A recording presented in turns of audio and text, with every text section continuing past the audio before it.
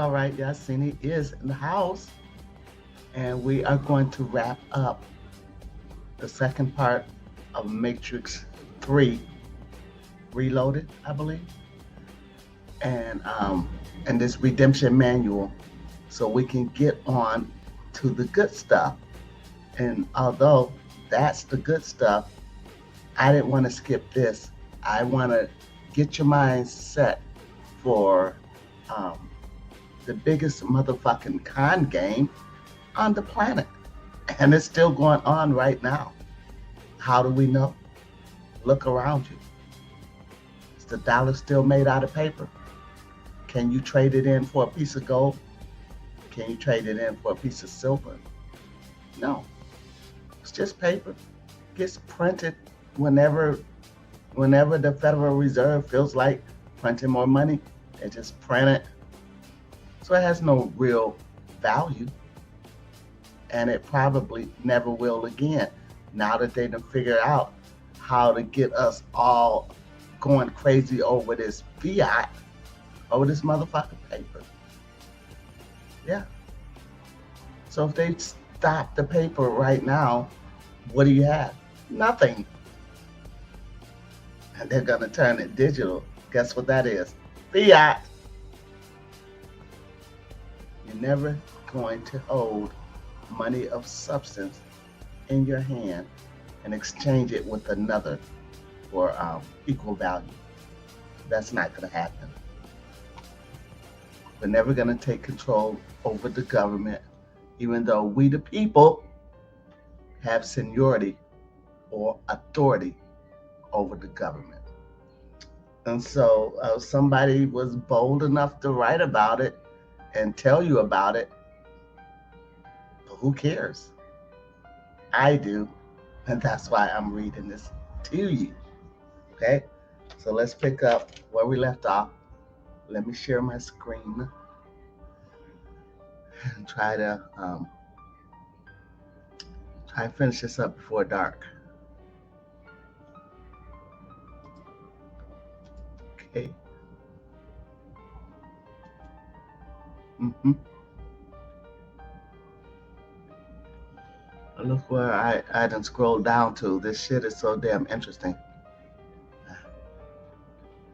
I have confirmed that I am going to have my boys read with me once I get down to the good stuff, because it takes a lot of breath to read all of this, all while I'm tripping on the words that I'm seeing. I'm tripping that people know that this happened and nobody's doing anything about it. Maybe something will spark once my backup come on with me and we break this thing down. Enough people might get interested in their straw man, read the book themselves, do the extra work that they have to do to figure out how to get outside the matrix.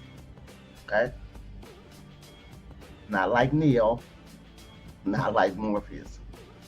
But it's going to take the whole of us to overthrow this machine. And just hearing that, if the machine goes, then we all go. No. We need to check it out. Symbolism in the city of Zion. The ultimate stronghold of the people of Zion was their city, deep in the earth. It had an outer receiving dock, an inner city, and finally, a temple where the people of Zion worshiped. The military plan was to first protect the dock. Okay? If it was breached, they would fight in the city. So if the city was lost, the last defense would be the temple. The approach to the temple was a narrow passage where the machines could not overpower the people with their might because of the close confines of the passage. Isn't it just like these people of Zion to get it backwards?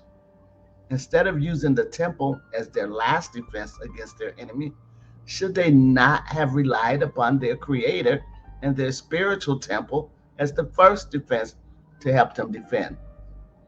Should not the temple have been the origin of their first efforts instead of their last?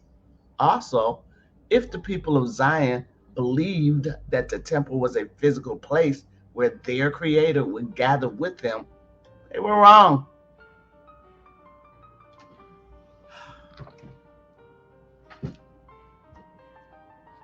The true temple is a place within us where the creator dwells in our hearts. Without the understanding that the creator dwells in you, they were seeking an ultimate place of refuge external to their being, which is only a de facto fiction. Neil realized that the way to peace was not to run away from or fight with one's enemy, but to go to one's enemy and make of him a friend by writing a peace treaty that would end the war and give each party a new beginning. Really, Neo? You thought that would work?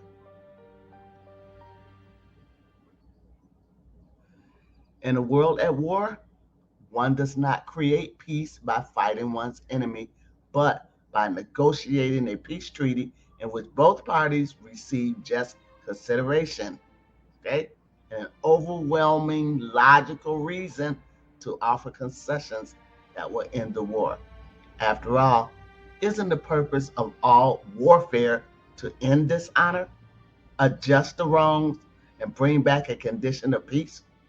Isn't that what the movie Saving Private Ryan was all about? It was about Ryan being sent home to the private world of civilian peace and prosperity, not the military man, Private Ryan, continuing into an ongoing war, which would bring death and not life. So, in the case of the Matrix Revolution, Neo and Agent Smith are alter egos,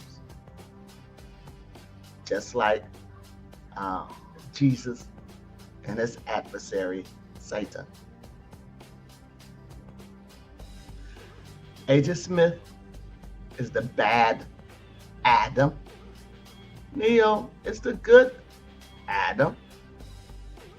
So, in the language of Paul in the New Testament, Neo is a spiritual man. Agent Smith is a fleshly man. Scripture says that to live, the spiritual man must kill the fleshly man. If you do not give up your life, you cannot save your life.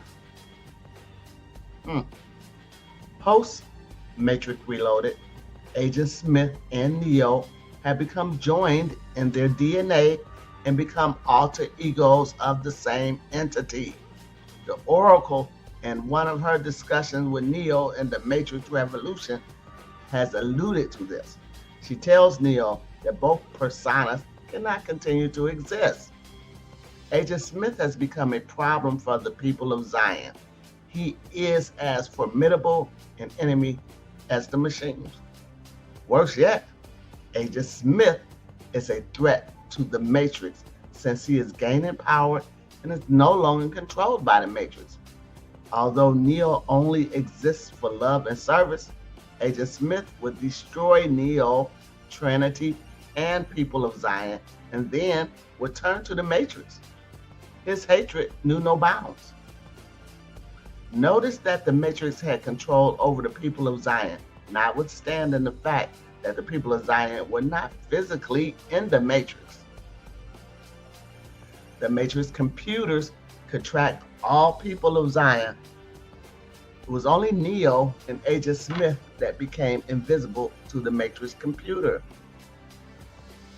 Even the monitors on the vessels belonging to the people of Zion that could tap into the Matrix computers could not pick up and locate Neo or Agent Smith anymore, even when Neo was aboard the vessel.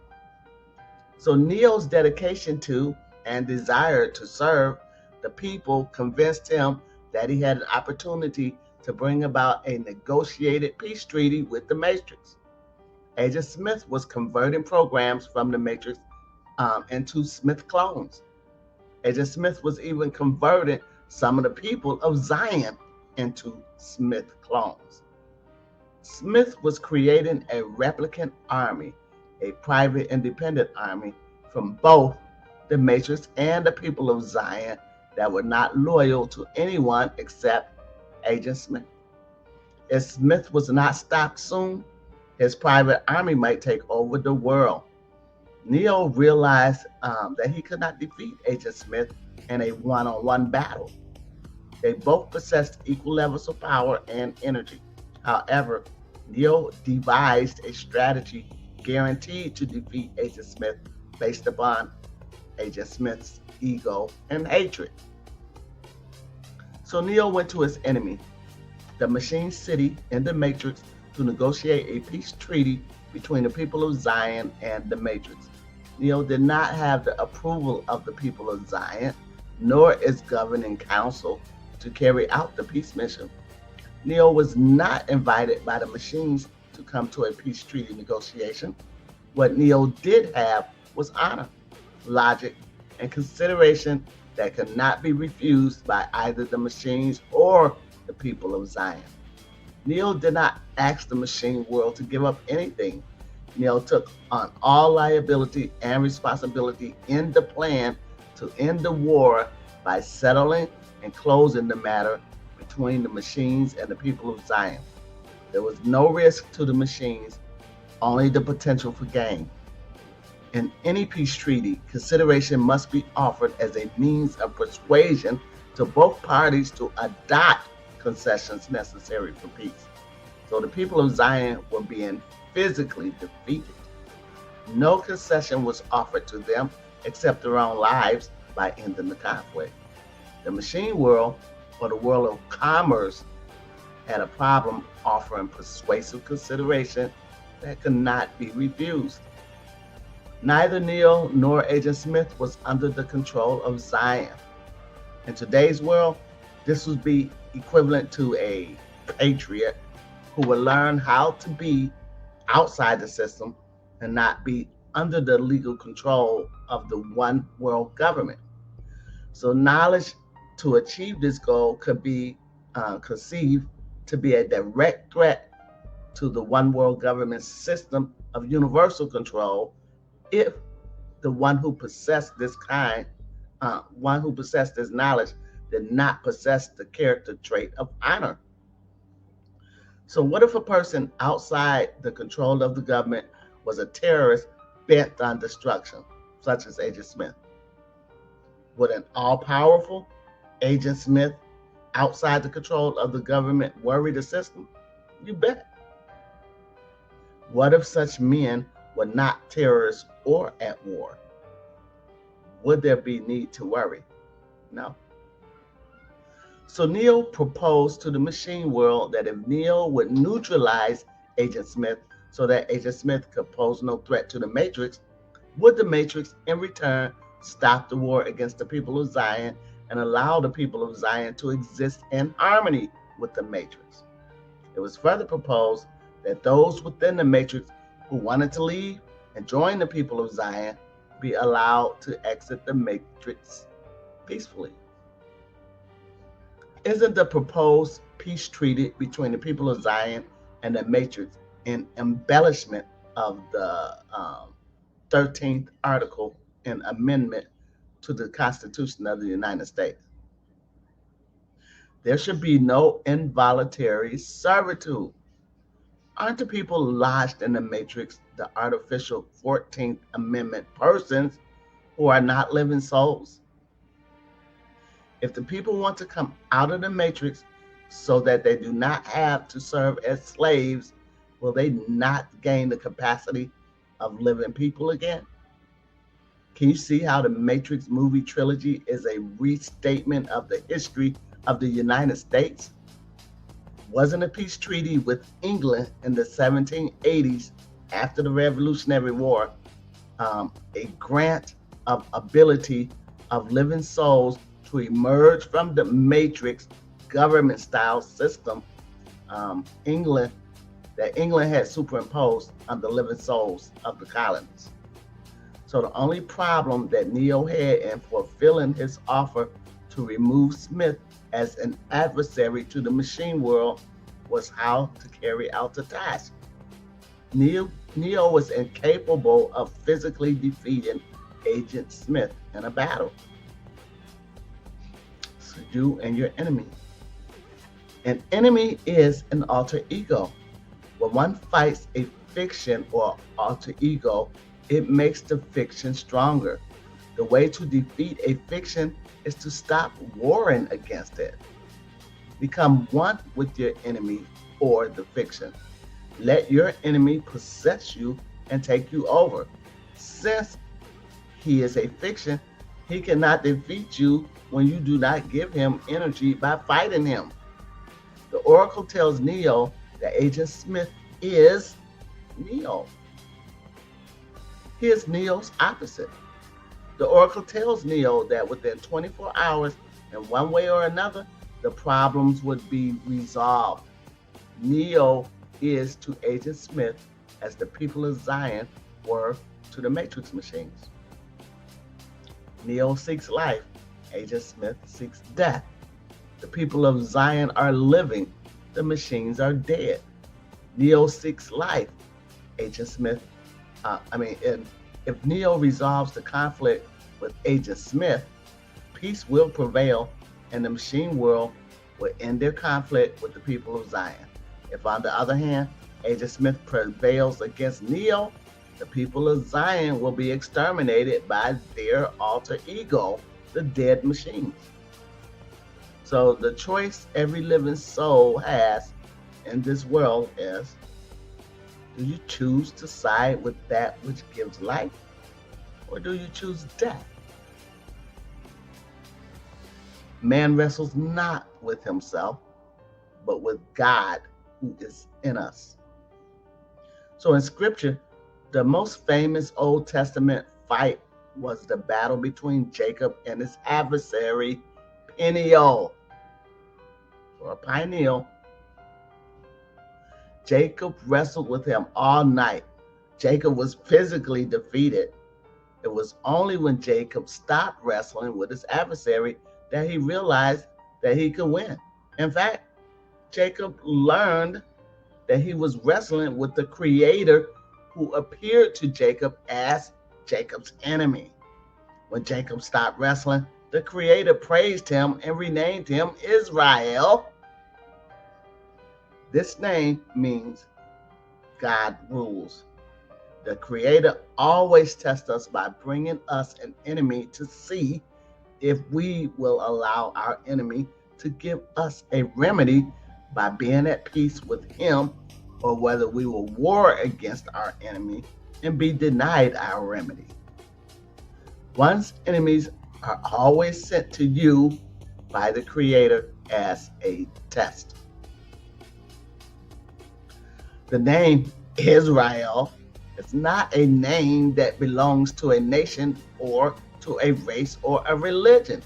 It is a name of honor that is bestowed upon those who learn the lesson of serving and remaining at peace with those who might appear to be your enemy.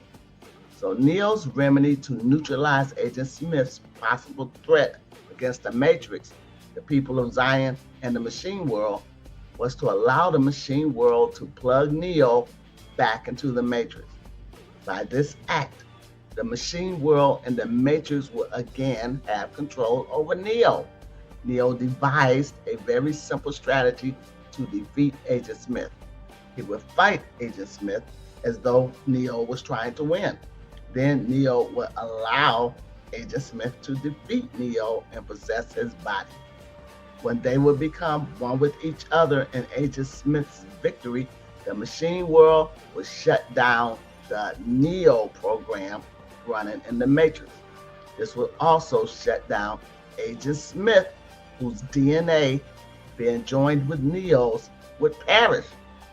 Remember, die in the Matrix and you die in the real world. So think of the metaphor that Hollywood is describing here. Neo is a form of the Messiah. He came into this world free and independent of the constraints and control of this world. However, the Messiah, as did Neo, allowed himself to be placed under the control of this world as a man of flesh instead of a man of spirit. As a man of flesh, the Messiah died in the flesh. Neo was deleted as a program in the Matrix while voluntarily subjecting himself to the world of the Matrix. In the real world, the Messiah destroyed the man of sin or the man of the flesh that is at war with the man of the true spirit. As such, the Messiah conquered death. Remember, to live, one must first die and be reborn in the spirit. In the movie, Neo placed himself in the flesh back into the Matrix, or he became united as one with his adversary. A Satan is an adversary, and that was Agent Smith. So Agent Smith was indeed a Satan in that he was interested in being the king over the dead instead of the king over the living.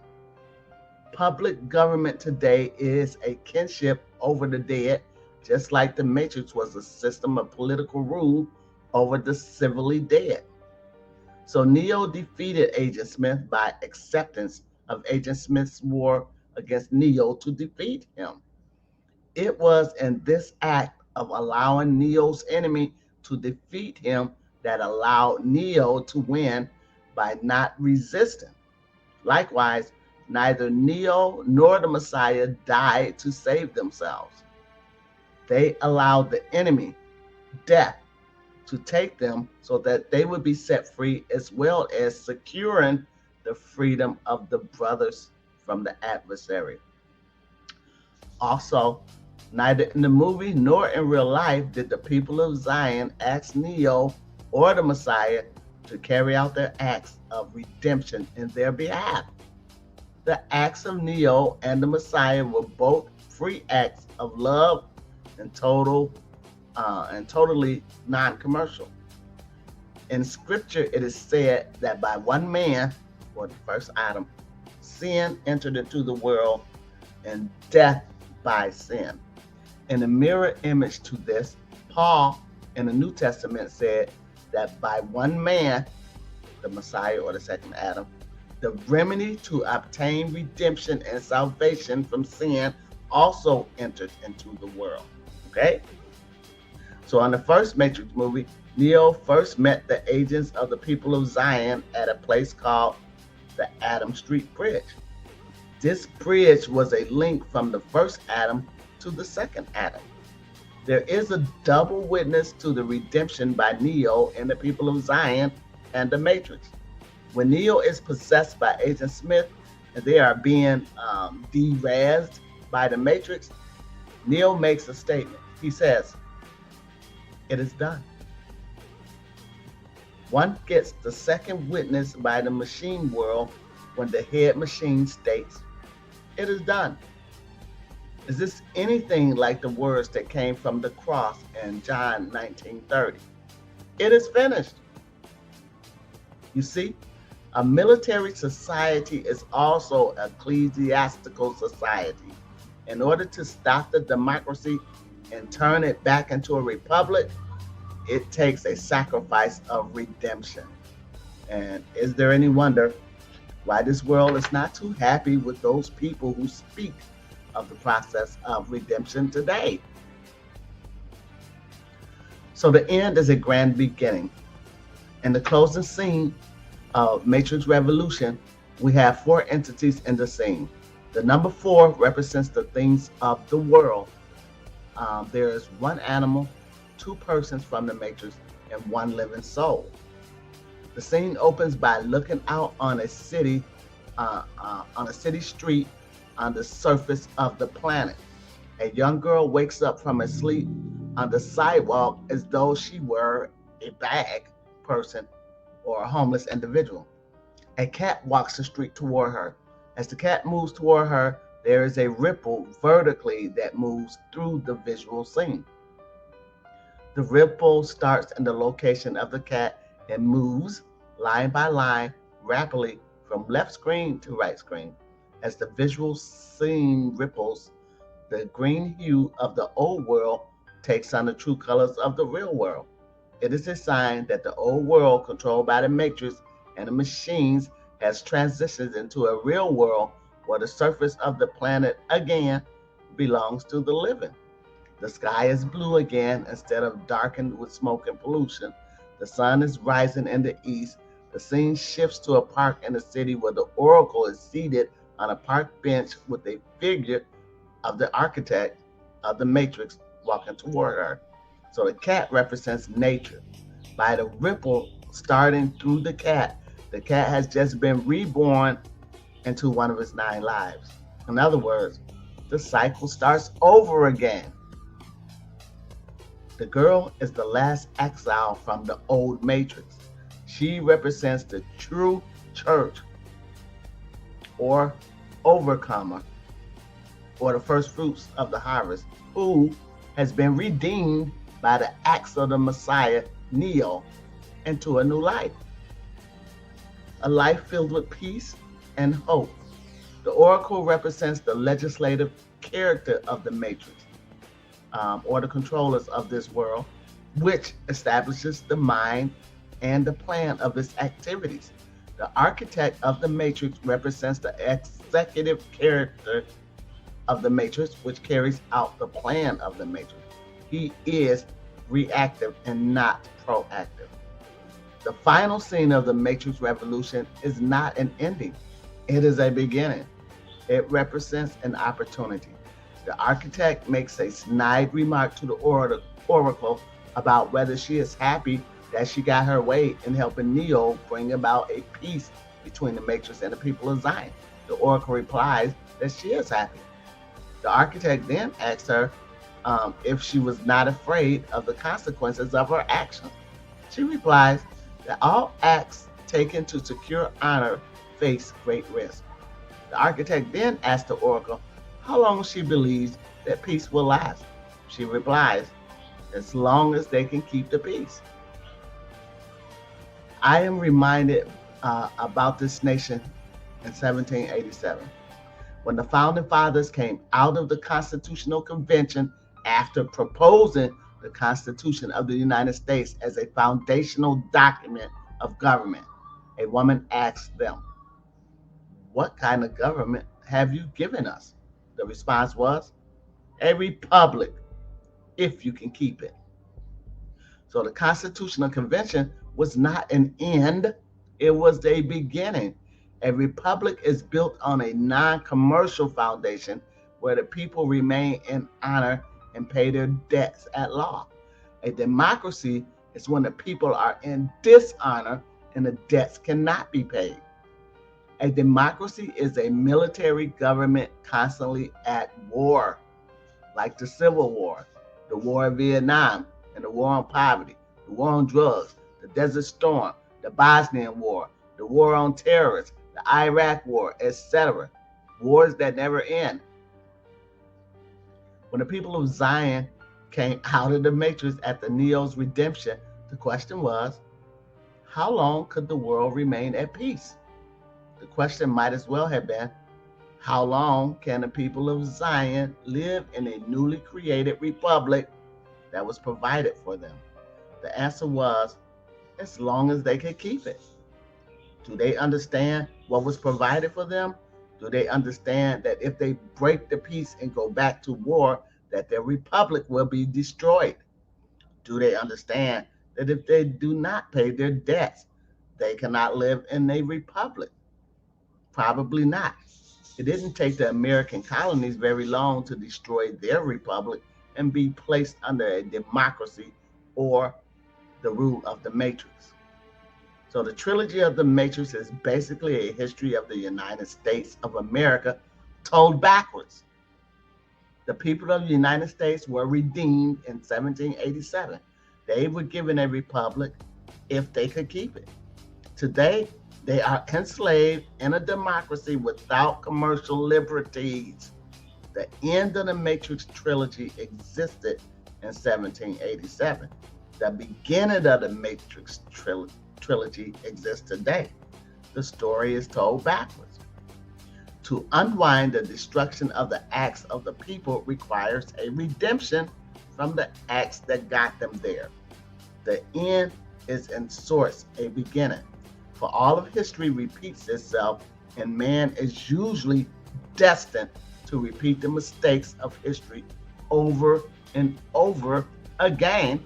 And I want to put my 2 cents in and say that is fucking scary. When we think about history, that is scary. So if you were one of the critics that suggested that the special effects in the movie and the action was superb, but the stupid and mindless verbal gymnastics of the philosophical discussions between the leading characters was nonsense and unintelligible, then please take the blue pill and go back to sleep. You're just getting in the way of reality and you are preventing the solution.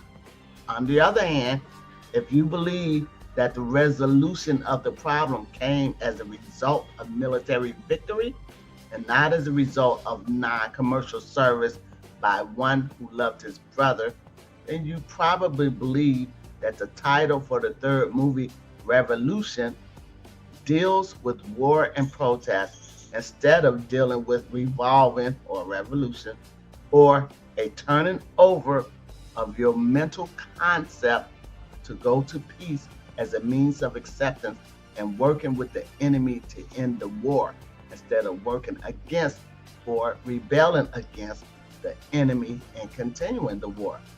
Freedom is the result of the fruits of acceptance, negotiation, and settlement by consent of the parties. That's their contract. And never as a result of victory of war. Okay? Freedom is never without cost. But freedom is not purchased with money. It is won on the field of honor, not battle. Your enemy is not your enemy. Your enemy is the other side of you, your alter ego, your man of flesh who consumes and does not serve. Zion should be the private side of the man of good. The man of flesh is the public side. You do not kill the man of flesh by warring against him. The man of flesh dies when the man of spirit takes over by service. So see the pattern set forth in Genesis 32. So might as well read some miscellaneous notes on the Matrix. Okay.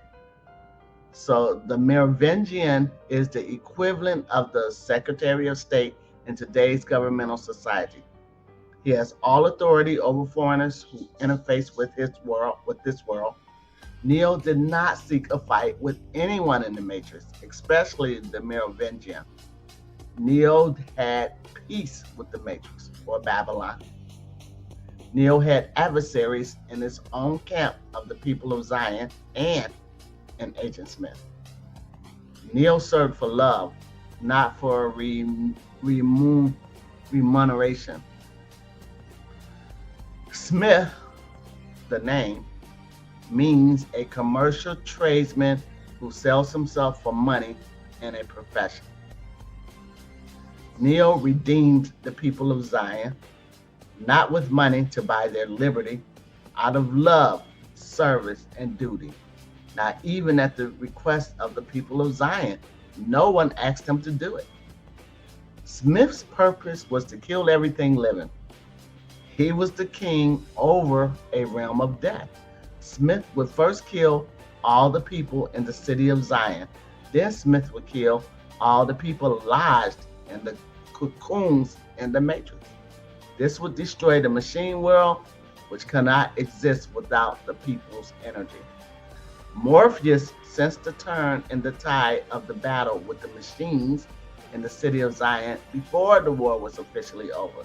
He physically threw down his weapon and emerged from his protective surroundings when he saw the Sentinels hesitate in their attack. He sensed that Neo had brought about the peace that had been hoped for. So the trainman was the commercial transportation link between this world and the world. The trainman was controlled by the Merovingian, the Secretary of State that approved all foreign commerce or the movement of property and persons from the realm of the matrix to the world of the people of Zion. The train station was described as nowhere. It was between two worlds. Neo travels to the city, to the machine city, to confront the machine leaders for a remedy in a vessel called the Logos, or the Word. And the Word became flesh to fulfill the job of redemption. Respectfully submitted with your edification and consideration. Jack Smith. And one last note. Neo came to understand what he had to do to stop the war. He went to the machine world and was asked what he wanted. Neo replied, peace. Neo then made an agreement with the machine world that if the machine world would plug him back into the matrix, Neo would go fight Agent Smith. When he and Agent Smith were both at their lowest point, the machine world could unplug their programs and destroy them both. This would destroy both the threat and the takeover by the Agent Smiths.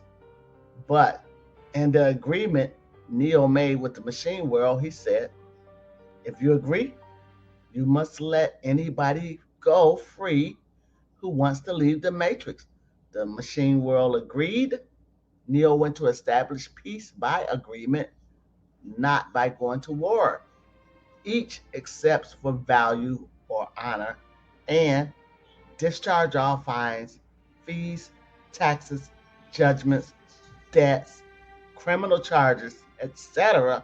And now understand that's just business.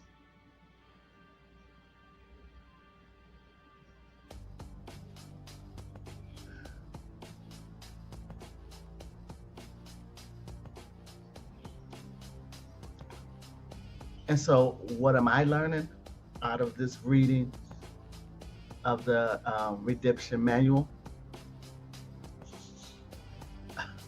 First, I'm learning that we got a lot of butter to go. Also, I'm learning I need to go watch The Matrix. I ain't gonna lie. I probably watched one because one was the big deal, and then nobody could understand 2 and 3, so they weren't such a big deal, and so that should have let me know right then to watch them. But it's hard to watch these parable movies when you don't know what angle they're coming from, but it's always gonna be about the old first duality, which is light versus dark. Okay, so if we learn to know that that's gonna come in to the movie at some point, that it's either gonna be about a hero or a devil. Either way, there's a lesson to be learned in it if it's a Hollywood movie, and there's a lot of truths and there's a lot of symbolism in it. And so now that you've got a pretty good idea of what was going on with all of these Matrix movies, you can now go back and watch it and get some value out of it. And if that's what you do, then my job here has been completed. And while I do plan to bring you the entire Redemption Manual, I wanted to get this light stuff out the way so I can bring my boys in and hammer this motherfucker under no uncertain terms, break the motherfucker down so everybody gets it, what we're dealing with. It's not just Hollywood. It's not just politicians. It's not just a machine. It's a fucking system. A system that we're gonna have to find a way to break it down, or is going to run one of his old programs again on us. And we know which one they'd all like to run again, because Trump told you he was going to make America great again. And so a person like me will want to know, well, when was it great? For us, we're still working on that. For them, there was a time when they had it going on. Yeah. The true colors were out. Their animal instincts showed that they don't give a damn about life, not our lives. And I know for a fact that these systems are set up against us. They're not trying to let us in. We have to motherfucker go and kick that door in and shatter the motherfucking firmament. We want to get some peace, fairness up in here. And so,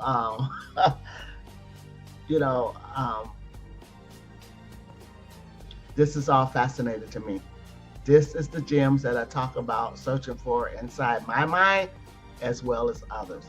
In this case, the guy who wrote the book and on the other books that I read, I'm pulling out those gems. And if you don't get them, then go read the book for yourself or rewatch the video that I made. I'm not doing this for fun, although it has been fun.